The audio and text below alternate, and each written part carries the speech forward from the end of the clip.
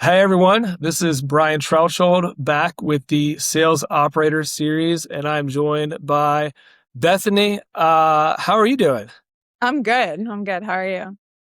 Great. Are you in Austin? I'm actually in Seattle now. Oh, Seattle now. Okay. You Yeah, that's decided why to I have get an out the empty room. Yeah, I mean, South move Texas there. heat. Yeah, it's much better here in the summer. I know you from your time operating out of Brickyard, which seems like a long time ago, probably not that long ago in the real world. Uh, But are you ready to talk about some sales world and revenue world? Definitely. Let's get into it. Cool, cool. Um, I feel like I would see you all over the place, um, doing a lot of like really tactical advice when hmm you were leading SendSpark, and I'm curious, from your vantage point today, do you see like how much has the world of sellers and what is available to them changed in the past, pick your time frame, 12 months? Like, what have you seen as far as like strategies that are working for people who are doing outbound? Yeah, I mean, I think things are changing so fast, um, in a way that makes things both easier and harder for sales reps. Like, I would say a year ago, like some of the marketing automation and even like using AI it was like hard enough to use that when you used it, you could really stand out and be successful. But now it's like table stakes that you're expected to. So it's like in some ways it's so easy. You can use like Clay right through Claude. Like you can do a lot more without like being an expert. But I think because of that, it's like created even more noise. Yeah. And made it like really hard to stand out, not just in prospecting, but even like follow-ups and like other kind of sales communication. So it's definitely like an interesting world out there. In terms of the noise part, I think that's really interesting because I I receive what I feel like is just nonstop noise, and I feel like the quality of that outreach maybe is like I don't want to say that it's like terrible, but it just seems lazy. It seems like people are doing like a lot of laziness. Um, what is like what is standing out for you? And you're leading growth right now. How are you thinking about like getting attention and like capturing actual like engagement from customers versus just being um loud, Yeah. like being loud? I mean, it's funny because we started SenseSpark like 7 years ago now to help people stand out in email because it was noisy back then. And it was like noisy because people are just sending these templated emails. And now, people are sending the AI personalized emails. And I think when you send those, you don't realize, like the people sending them don't realize what it's like to be on the other end because I just get endless of AI personalized emails. And it was even funnier. I was helping out with Active Capital, one of our investors. And so I was seeing some of their pitch emails. And like people don't realize that all of the AI personalization is doing the exact same thing. So you're receiving, like to them, they're like, oh, these are different for all of investors. But when you're receiving them, they're just like, regurgitating whatever's on your website back at you. Um, and so I don't want to be the one that's like anti AI personalization. Like I love using AI, but you just have to you have to think beyond that, or even like not worry about like personalizing to the recipient, but like just really show your value prop. Like go back down to the Yeah. basics. What do you do? How do you help people? Like it's either relevant or it's not. Don't try to fluff it up or fake personalize. Just share how you can help. There's something to this. And I was having another on a previous episode with Steve Richard a couple of days ago. He was kind of talking about like going back to like the basics and like going back and like reading like the classic sales books and stuff. And I think there's something to that, like what you just described of like how do you show your value? How do you like really communicate that the first email? Because I don't know, it's very visceral to me, what you just said. Like I get so many emails that are just like a mirror of like whatever I've put on LinkedIn recently. And it's like, I saw you talked about this thing. I'm like, I don't even know this shit I talked about. I'm just typing random stuff. Like it's not meaningful to me that I made some random post. Um, and I do think that we've kind of lost the like or maybe lost is the wrong word, but like everyone's running the same tactic. So standing out is like a whole different, like you've got to do a really, really different thing if you're trying to get that attention. Yeah. And like, in a way now, if you're able to go back to the basics, I think it's an advantage and you can stand out. Like, and I'm even thinking of the last like 2 weeks, I've taken a bunch of demos from cold email. Um, like, I don't think that like cold email is the problem. I think it's just about how do you communicate better? And, if you're going to use AI, it has to really make you better because you run the risk of sounding like everyone else. Do you think this is like maybe an insane suggestion, but it jumps to mind. Like, do you think there's like alpha in just sounding like an idiot? like writing your emails like an idiot? Does that make sense? But yeah, and I saw it was so funny. Someone posted I'm forgetting who it is now on Twitter, but it was like basically changes your emails to like humanize them, and at the end it was like CEO and everything was spelled wrong. Yeah. Yeah. But like also because people know that now, it's like I get all the emails all lowercase, and I'm like, dude, it's still AI. So I think you're right. And I definitely now, like, because of that, I'm like, I don't edit things. I just send, and I do a lot of voice text. So who knows how it's coming out. But I think, you can't just tell your AI to make you sound goofier. You have to like be goofy. Yeah, true. Yeah, I like sounding like an idiot's not what I mean, but I do think there's a lot of value in. I mean, a big part of our sales process here is like, can you get to the level of a sales interaction where you're texting the counterpart, and like, to me, it's like once you've made that level of connection, you have a informality slash like a relationship that you're building on, and I think if you have a really good perspective at the front end of a sales process, you don't have to sound, you don't have to dumb it down, but you can just, you can lean into the human element, which I think we're, that's what you're describing. Like, I think our AI spam filter is getting better all the time as people. And like, we're catching that in like the cold emails. Um, and yeah, we're just going to keep like, ducking and dodging these different tactics, basically. Yeah. And then I think one thing I'm actually doing that's working really well right now that's similar to what you said is like using LinkedIn and just chatting people normally. Because I feel like Yeah. even with email, sometimes you tend to like over formalize or this or that. But just being in LinkedIn and like writing it in the box helps me think like, hey, how do I text a friend? And then, we're just chatting on LinkedIn, and maybe it moves to text or Slack or a different channel from there. But I do think there's something about like, yeah, you just want that real. How would you talk to a friend? That's how you'd probably want to talk to I'm a genuinely salesperson. curious here because I feel like you're probably, I feel like you've been great at LinkedIn historically. So when you're doing that, do you have like you said, you're just like texting a friend, you're reaching out to me, I'm prospect. Are you just like, hey, Brian, I want to talk to you about X, and you're just letting it fly? Yeah, basically. And it I maybe feel like depends. that's smart. I feel like that's like counterintuitively really smart. It is so simple. And then also, what I'll do is I reach out to a bunch of people, but I write the message every time a little bit different, and they get better every time. So like someone Yeah. watching this might be like, no, I got a really weird message for you, Bethany. I'm like, yeah, you're probably the first one.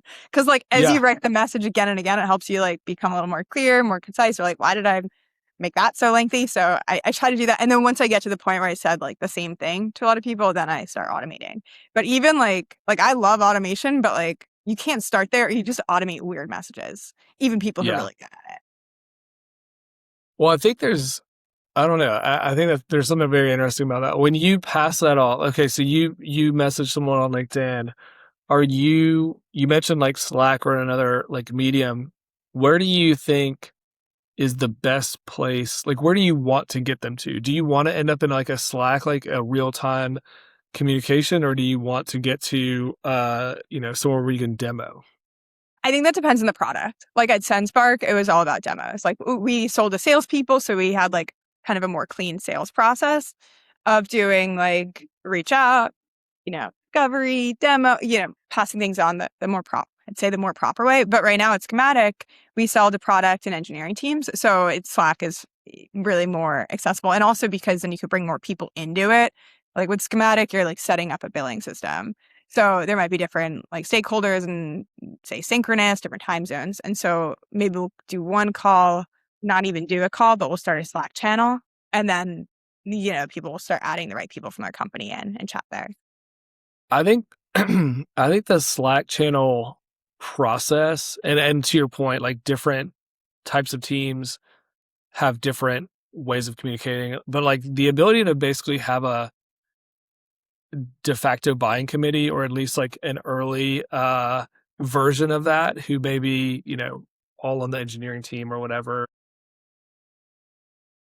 is really great because you're like you can kind of see maybe you can see I'd be curious to know like do you see who like the detractors are, do you see who's like leaning in based on who's like Yeah. interacting or who's like disengaged, like can you tell?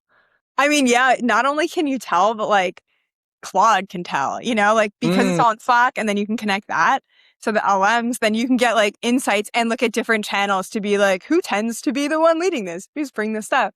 And then, I mean, I imagine if they're going to talk like a lot about us behind our back, they bring it to like their own Slack channel. But yeah, you have a lot of that right now. So you're able to get a lot of insight there. okay, that's sick. So you're taking like the conversation, you're putting it in Claude and you're being like who's not in, who's out right now. I mean, I'm doing the opposite. Like you totally could. I'm kind of like, who's the champion? Someone go, Okay, who's saying interesting. great things? But you're right. Like the negative is the same thing. Yeah, We I should want to probably do. know. I want to know who's the bad guy, so I can Yeah. like, I can separate them from the herd if that makes sense, and like Yeah. figure out how to like, what are they? What's their problem? Well, we also Um, look at who's not active too. So we even have like a little alert that goes off every day that are like, hey, these people have like these companies have not been active in Slack. Like, that's at risk, and will bring us back in there, which is kind of cool. that's super cool. I'm curious what other like to me that's really doing this kind of like end around of the process of gathering all your champion, your committee, sharing info in like a collaborative place. Like what other tactics are you doing maybe differently or in a non-traditional way as Schematic? I'm curious. Um, we're doing a bit of like direct outreach. A lot on LinkedIn. We're doing some events. Like I think that like in general, and this is maybe also something different than a year or 2 years ago, like the more stuff gets automated, I think the more we want human connection. And that means like more direct messages. Don't feel like AI. It also means like more events and like bringing people together, whether they're meeting us or like even meeting each other. So we're doing a lot of like community stuff. We partner with Stripe too. So we're leading the AI monetization Stripe community and running events through them. And then we're also hosting our own, more intimate dinners and in-person events in different cities, as well as like webinars. And I don't know exactly how it'll like convert. We just started doing this. But I can't imagine that it won't work.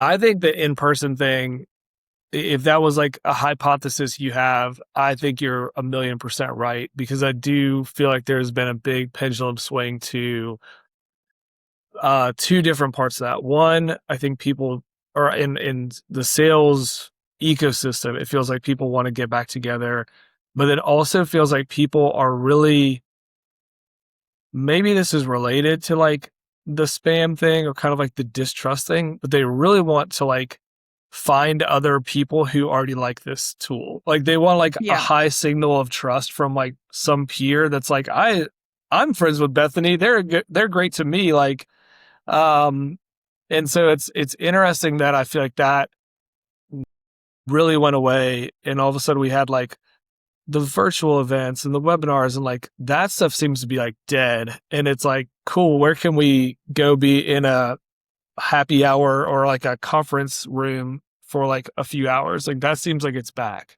Yeah. And I think it's totally back. And it is also just one part of the picture. Like I always talk about like our sphere of like, okay, we gotta get these people and add them into our sphere. Cause I think that it's like you can do an event and then have a great time, but if you never see that, it's like you don't want to hard sell at the event anyway. And then if you never see them again, Yeah. You're not like seeing those growth numbers. So you both need to like do the event and then kind of capture people in your sphere where they're going to continue getting more things. So like maybe they're connected on LinkedIn and you're posting, or they're getting invited to more events and you have some in person but other webinars. Or maybe Yeah. you're putting out case studies or sending a newsletter, other things. So I think it's like the combination of like how do we do these events and these things that people really like, but then also just kind of stay fresh and like, they say it takes 7 touches to convert someone. I'm sure it's more than that. Uh, but yeah, that's harder to do, as a solo sales rep, but like you can still do it by just using like your own kind of brand on LinkedIn or Yeah. I feel like the nurture, we used to talk about that. They used to be like intent monitoring. We would talk about like your HubSpot nurture or like your whatever, and you try to move these little, we try to move people up the intent curve. And I'm curious because the way you describe it, it feels like what immediately jumps to my mind is like how effective Instagram ads are for me. Maybe you may be impervious to Instagram ads, but it's just like once I've shown attention at all to any single thing, it's just like ubiquitous in my life at that point. And I'm like, eventually I'm like, they're going to get me. I'm going to crack. Like I'm going to crack. I showed interest this one time. I went to this one event in person and now they're just like, they're surrounding me. And, yeah. I feel like that's the new B2B motion is going to be like this direct to consumer, B2C motion or whatever. Yeah. Yeah. And it's funny you say like direct to consumer, because in a way, like it's always been there, but I think it used to be like marketer running retargeting ads. But now it's like at both a level of personalization, like where even the seller is maybe doing it using their own brand, and then the buyer's also targeted on like the buyer level. You're not just selling to the company, you're like, no, I'm selling to this specific role. Like you're just able to get like these new levels of personalization. Um, and like, that's the bar you're competing against. You kind of have to do it. Well, I actually love that you said that about like the actual individual seller doing it, kind of like separated from marketing because you know, I think that the buyers who are people, at least as long as the buyer is still a person, they still want to have a connection, a trust, a level of like confidence in the person they're buying from. And so it's Mhm. like they don't want to interact, or I don't want to interact with like the brand page. I want to interact with like the Bethany page, which is like an individual who I've talked to. That like, and the seller can now, you know, automate and or, kind of like semi automate a lot of that stuff to probably do it at a level they've not. Yeah. Cool. Okay. This is maybe I'll wrap us up with this and I'm interested to see you've lived, like you said, I mean, since Spark, now Schematic, like you've lived, I think, on the kind of the front lines of a lot of this. Like, what do you think will be different of how salespeople are, you know, prospecting, getting engagement with customers? Like, what do you think's different 12 months from now that we're like, holy shit, like we didn't realize we were going to be doing this? I think salespeople are really going to become micro marketers in the sense that they need to be really thinking about like personalization, branding, um, nurture at a micro level. And example of this, we're kind of in the market for SEO tools right now. And I posted something on LinkedIn that we were open to this, and I had like at least a dozen people reach out and show me their tools. And I think we're living in a world where like it's really hard to differentiate so much on product because anyone can build anything. And there's exceptions to that, but like it just feels that way. It's like here are a lot of products that are like really similar, that are all really cool and that are all basically what we want, but I still have to pick one. And so like the human that's able to like properly diagnose what I want and like kind of get me excited and sell me things and follow up at the right times, like they're and bring their team in, right? Like one brought their head of product. That's like exciting for us.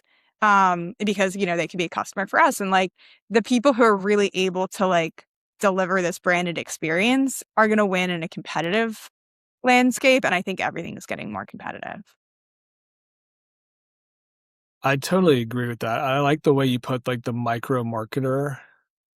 And I don't disagree with any of that. I actually think that's like a really good for the sellers who are listening out there and sales managers. If you're in either role, I think you have to start thinking about like how to turn every one of those voices on your team into an expert. Like they have to be like an expert in that realm, right? Like and understand like your business, but then they have to be just excellent at getting that out there and sharing that and having the ability to be found until or to find you in that case. No, that's really good. I actually think that's uniquely different than what a lot of people have said, which I feel like is I'm going to automate all these things away and I'm going to be like lifting weights while all these people get, outreach from me. And you're like, no, actually you have to be like a CMO of you, the seller. Yeah. I mean, I hope the other people are right. I want to lift weights and have the product sell itself. So Yeah, that would be great. Well, cool. Well, Bethany, thank you so much for joining. Where can folks connect with you? I obviously know, but for other folks out there, what's the best place to find the stuff you put out? yeah, you can find me on LinkedIn. Search for Bethany Stachenfeld. I think I'm the only one. And even if you misspell my name, it'll probably work out. You'll be up there. Yeah. Well, thank you so much for joining the Sales Operator Series. It's great to reconnect, and we'll see you soon. Yeah. Thanks so much for having me.